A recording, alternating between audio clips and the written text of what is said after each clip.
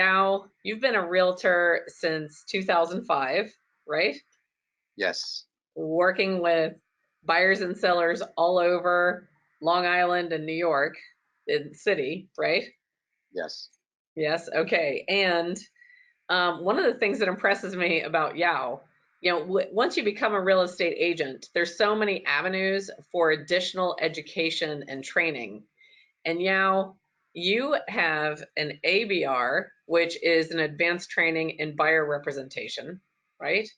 Correct. A CIPS, which is a certification in an international property specialist.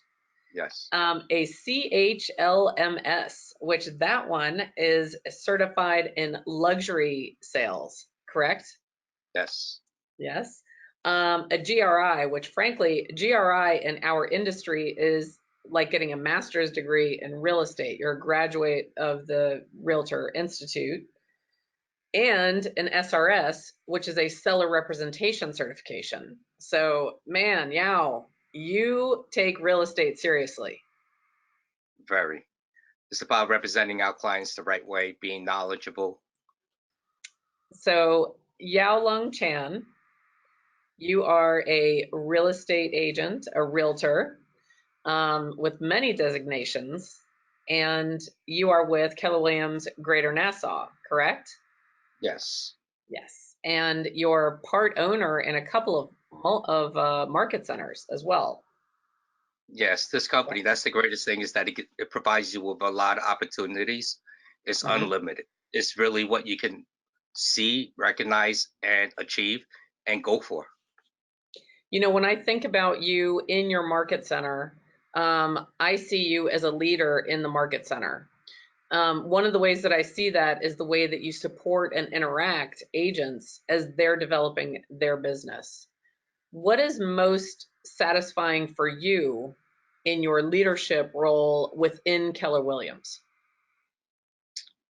When another person is actually succeeding, they're breaking through their ceilings and actually it's what they say. It's true. It's success through others. Right. I've learned I've learned that to a very high degree. And what we always talk to the agents is about mastery, mastering something and always taking it to another level. What else can I do? What else can I do? I believe you're launching a market center right now. Yes, Franklin Square has actually launched. We're Awesome. going on our fourth transmittal, profitable, Fantastic. That's following the great. models on that. And that's Keller So Williams Franklin Square. Is that the name? yes, Very and it's nice. located in Franklin Square. I would say that everyone here, from ownership to leadership to even the agents, is about giving back, about really supporting each other. So is it like the environment of the office is a place where they could come and grow? Oh yes, the culture, Mhm. like they say, Kool-Aid, give me more, Giving. because it's so cool. Once you step through the doors, you can feel that it's different. It sounds like you're constantly looking to grow and improve not only your customer service, but the depth of your knowledge in negotiating contracts and really representing people to achieve what's most important to them. Is that an accurate representation?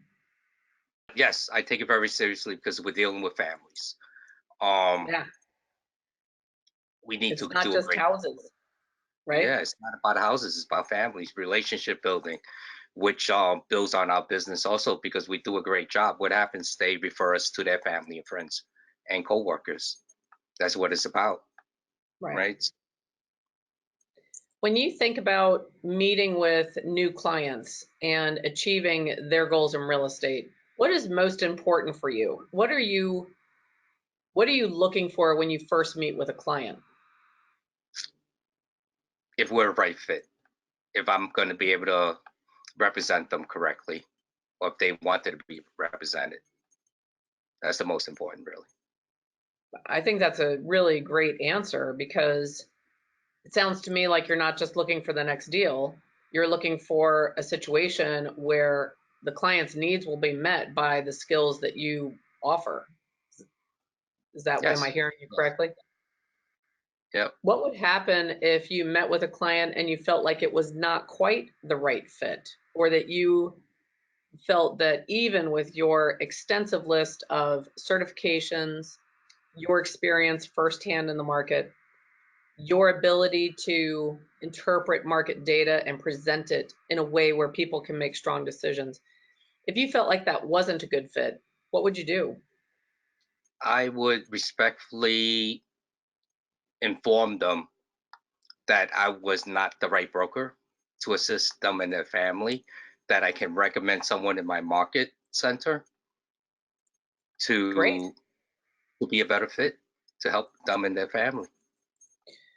You know, it's funny that you said that. When I think about you and your position within your market center, I believe that you are uniquely qualified to actually match people for that right fit. Not only are you a realtor building your own business, but you're also in a position of leadership in a couple of Keller Williams market centers. So first off, I don't think there's many people where you would not be a good fit. And when that does happen, your depth of knowledge of knowing the agents in your market center and their strengths, I believe you'd be able to connect people in a really powerful way. In fact, I'm sitting here thinking about it, and I can think of a couple of times where you did refer agents and the clients were very satisfied. Yes. You have to match people up. Life is psychology. We definitely have to take that to a different level, be able to recognize things. Same thing as matching my clients up with um, vendor partners. The same thing. Which attorney Right. will work better with their personality, which loan officer would, or even home inspectors is very important. It's just like you say, it's a win-win. You have to create that for them. So Right. you have to do it from beginning to end and past always. And connect everyone. Yes. Yeah. Yes. And it really, just as I'm talking to you, it really is about the people. I Yes. think outsiders looking at real estate think it's about the houses, but it's really about the people. I mean, I Yes. think and that shows up in, being your business partner for 3 years now. That's what I have seen that shines through in your customer service, is that it's about the people and it's about what's important to them in that particular real estate transaction. Yes, And it you're is. very passionate about it. It is. It's just like I always ask other people because I was asked by my cousin Linda Chan, same thing. What is your value proposition? It took me 6 months to figure that out, being told no, no, no. And actually that's why I believe I'm very successful because my value proposition is my knowledge, my experience, my passion, and my confidence. Everything else, these are the four pillars. Everything else falls Right. in under these four pillars. So Right. when I am talking to um, other agents, I always ask them, "What is your value proposition?" Because if you're not getting the conversions, then most chances are there's somewhere in your value proposition that's not strong enough at this time. Not that you don't have a value. Because when, clarity is power. So when you have clarity about why people should choose you as their real estate agent, that clarity comes through in all of your communication with the clients, giving them confidence in the whole process. No, So exactly. it really carries over. When you think about the families that you're going to work with in 2020 and the market that you're facing in Greater Nassau, Franklin Square, I know you cover a decent geographical area there. Um, what do you think are the biggest opportunities in real estate in 2020 that we're going to see in your market? It's just like when a person asks me, how's the market, regardless if it's a person, a potential client, a loan officer, or attorney, something, they always ask me, how's the market? I say, it's great. And they look bewildered. What do you mean it's great? Didn't it just shift into a buyer's market? I said, sure, it shifts. It's always constantly shifting, but we're able, from our experience, to shift along. And not only that, how can you say it? It's like if you continuously just you're able to recognize the pattern of something, and if you're just consistently following the pattern, you create an artificial ceiling above yourself.